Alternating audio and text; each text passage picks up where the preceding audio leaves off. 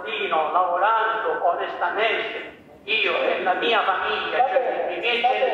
Imaginez un monde où la loi est régnée par la terreur, où un homme est capable de, à lui seul, décider de la vie ou de la mort de centaines de personnes. Un homme dont le nom, à peine prononcé, résonne comme une menace, imposant le silence par la force de sa réputation. Ce nom, c'est Totorina, et je vais vous raconter son incroyable histoire. C'est ainsi que vous allez découvrir l'histoire de Totorina, le chef impitoyable de la Cosa Nostra, la célèbre mafia sicilienne. Vous allez découvrir comment cet homme, qu'on a surnommé la Bête, a imposé son règne sanglant sur toute la Sicile, et même au-delà. Mais plus important encore, nous allons essayer de comprendre comment cet homme a pu tisser une toile d'influence si redoutable qu'elle s'est étendue bien au-delà du monde criminel, allant jusqu'aux plus hautes sphères des pouvoirs politiques. Salvatore Rina, dit Totorina, est né le 16 novembre 1930 dans le village de Corleone, en Sicile. Fils de paysan, il a grandi dans une Sicile qui connaît une période de forte criminalité et de pauvreté, due majoritairement à la Seconde Guerre mondiale et à l'absence de structure étatique. Le premier tournant majeur de sa vie fut la mort de son père en 1943. Totorina n'était alors qu'un garçon frêle qui, dès son plus jeune âge, a été confronté à la dure réalité de la vie rurale sicilienne. Ayant perdu son père à seulement 13 ans, Salvatore est contraint de devenir le soutien de sa famille. Ce destin tragique va le conduire très tôt dans les bras de la mafia locale, qu'il va rejoindre dès ses 18 ans, et où il va se tailler une place grâce à une brutalité sans limite. C'est également à cette période que Salvatore va rencontrer Luciano Leggio, connu sous le nom de Ligio, et qui deviendra sans doute l'une des personnes qui aura le plus influencé Rina. Ligio, c'était un jeune délinquant qui travaillait en tant qu'homme de main et tueur pour un certain Michele Navarra, qui était un chef mafieux du village de Corleone et un membre important de la Cosa Nostra, l'un des groupes mafieux les plus célèbres du XXe siècle. C'est notamment Ligio qui apprendra à Rina comment devenir un vrai criminel en lui apprenant des techniques de racket, de vol, de menaces et d'extorsion. Nous sommes en 1950, Rina n'est alors qu'un jeune cadet de la mafia, et à 19 ans seulement, il est condamné à 12 ans de prison pour avoir tué quelqu'un lors d'une dispute. Mais seulement 6 ans plus tard, le 13 septembre 1956, après avoir effectué la moitié de sa peine, il est libéré et retourne à Corleone, où il reprend contact avec Ligio, qui lui donne un rôle important dans ses différentes activités illicites. Grâce aux relations qu'il entretient avec Ligio, Rina parvient à rejoindre les rangs de la famille mafieuse de Corleone, qui est dirigée par le surnommé boss des boss, Michele Navarra. Mais le jeune Toto, il n'est pas fait pour simplement suivre les ordres. Au contraire, il veut dominer. Alors le 2 août 1958, avec son ami et futur complice Ligio, ainsi que d'autres hommes avec qui ils travaillèrent ensemble, ils suivirent la voiture de Navarra pendant un moment, et lorsqu'ils étaient enfin arrivés dans une rue isolée, ce sont plus de 124 balles qui furent tirées à la mitraillette, dont 92 qui se sont directement logées dans le corps de Michele, lui laissant aucune chance de survie. Ce meurtre, d'une violence incroyable, fut l'événement qui a permis à Ligio, Rina et leurs alliés de monter en pouvoir et de se faire entendre dans toute la Sicile. Mais alors que Totorina commençait à devenir influent, son histoire aurait pu se finir brutalement en décembre 1963 lorsqu'il se fait arrêter par la police dans le cadre d'une enquête sur les agissements de la mafia dans la région.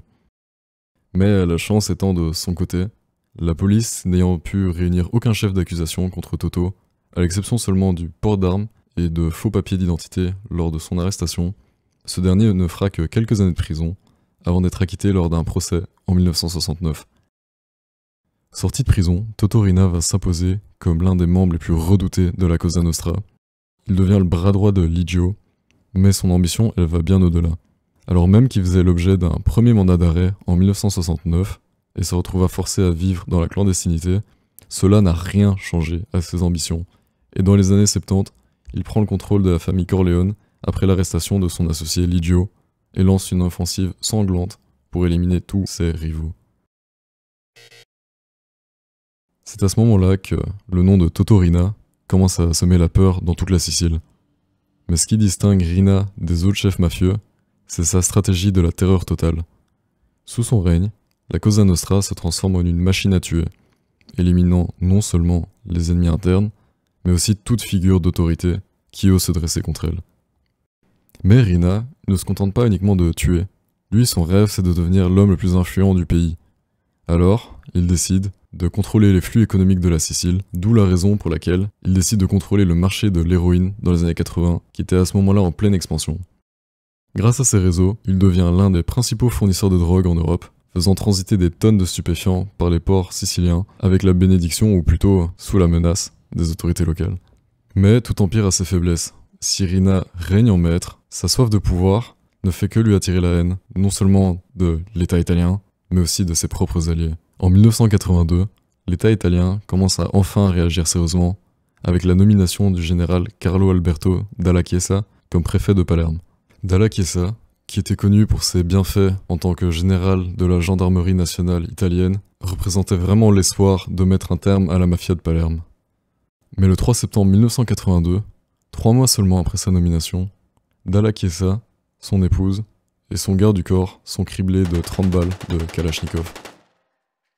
Ce meurtre, qui a été orchestré par Rina, provoque un choc en Italie et renforce la volonté du gouvernement de lutter contre la mafia. Les années 80 marquent aussi le début d'une longue guerre entre les mafias siciliennes, connue sous le nom de la Seconde Guerre de la Mafia. Cette guerre fut d'une telle violence qu'il est estimé qu'au moins 1000 assassinats ont eu lieu en Sicile lors de celle-ci.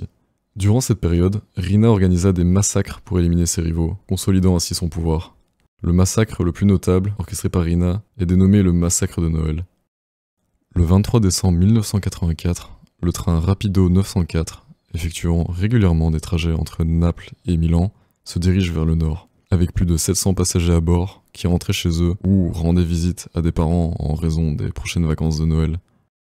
À 19h08, une bombe explose au milieu du train, dans la 9e voiture. Le train se trouvait à 8 km dans un tunnel, sur une longue ligne droite.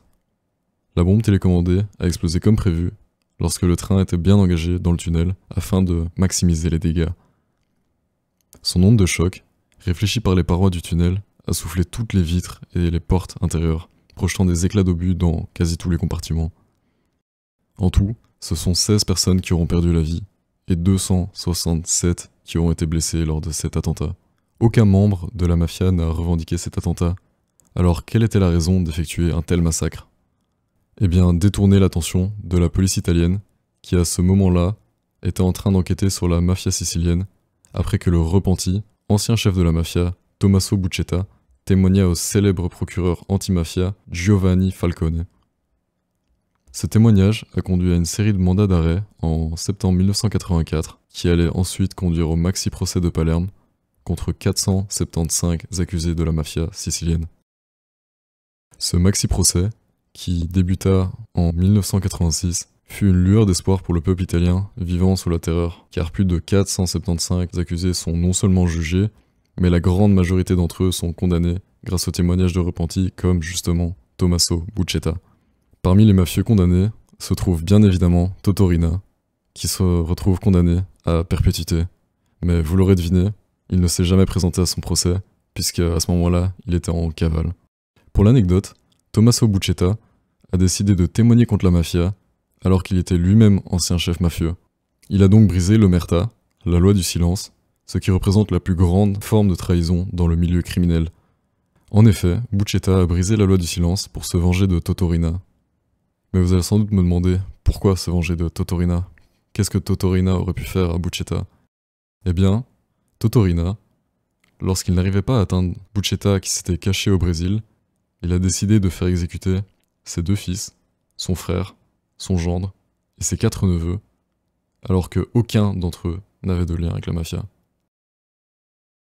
Mais si le maxi-procès affaiblit la mafia, il ne parvient pas à mettre un terme au règne de Riina. Au contraire, ce dernier riposte avec une violence inouïe. En 1992 et 1993, Riina ordonne une série d'attentats qui vont marquer à jamais l'histoire de l'Italie. Le 23 mai 1992, le juge Giovanni Falcone, adoré du peuple italien qui le voyait comme une figure emblématique de la lutte contre la mafia, est tué avec sa femme et ses gardes du corps lorsque plus de 600 kilos d'explosifs sont détonés, cachés sous l'autoroute sur laquelle il roulait. Et 2 mois plus tard, le 19 juillet 1992, c'est au tour du juge antimafia Paolo Borsellino, l'ami et collègue de Falcone, d'être victime d'un attentat à la voiture piégée, également commandité par Toto Riina. Ces 2 meurtres plongent l'Italie dans le deuil et dans une colère incontrôlable. Ces assassinats vont marquer le début de la fin de Totorina. Le choc provoqué par ces meurtres entraîne une répression sans précédent contre la Cosa Nostra. Le 15 janvier 1993, après plus de 20 ans de cavale, Rina est finalement arrêtée à Palerme par la police italienne grâce aux informations échangées par son chauffeur. Son arrestation marque un tournant dans l'histoire de la mafia sicilienne. Le public est à la fois satisfait de voir ce bourreau se faire enfin arrêter après tant d'années, mais le public est à la fois outré d'apprendre que lors de sa cavale, Totorina résidait paisiblement dans sa luxueuse maison à Palerme, qu'il s'était rendu à Venise en lune de miel, ou encore qu'il se rendit régulièrement à l'hôpital.